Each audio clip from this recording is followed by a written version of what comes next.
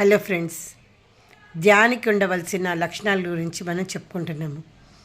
అలాగే ఇంకో ముఖ్య లక్షణం ఏంటంటే, ఎప్పుడు కూడా ఇతరుల లోపాలను ఎత్తి చూపించకూడదు. అవతల వాళ్ళు ఏమాత్రం పని చేసినా కూడా మనము మెచ్చుకోవాలి. ఎంకరేజ్మెంట్ అనేది మనం ఇవ్వాలి.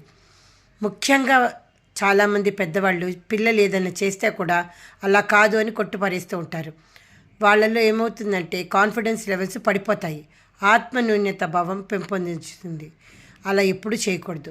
పిల్లలు ఏ మాత్రం చేసినా కూడా మనం దాన్ని సరిదిద్ది నువ్వు చేయగలవు, నువ్వు చాలా బాగా చేసావు, ఇంకా బాగా చేయగలవు అని చెప్పి మనం వాళ్ళని ఎంకరేజ్మెంట్ ఇవ్వాలి. ప్రతి ధ్యానికి ఉండవలసిన ముఖ్యమైన లక్షణం ఏంటంటే, ఎప్పుడు కూడా ఎదుటివారి లోపాలను ఎత్తి చూపకూడదు. ఎదుటి వాళ్ళని సాధ్యమైనంత వరకు వాళ్ళలో ఉన్న మంచి గుణాలను మనము చూసి వాటిని మనం ఎంకరేజ్ చేయాలి.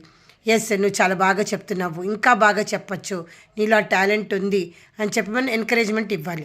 అంతే తప్ప వాళ్ళు ముందుకెళ్తుంటే వాళ్ళు కాళ్ళు పట్టి లాగేయకూడదు. ముందుకెళ్ళే వాళ్ళకి ఏమైనా అడ్డంకులు ఉంటే మనం తీసి పక్కన వేసే బాట వేయాలి తప్ప వాళ్ళని అక్కడ ఆపేయకూడదు, వాళ్ళని కించపరచకూడదు. ఇది ఒక ధ్యానికి ఉండవలసిన ఇంకో లక్షణం.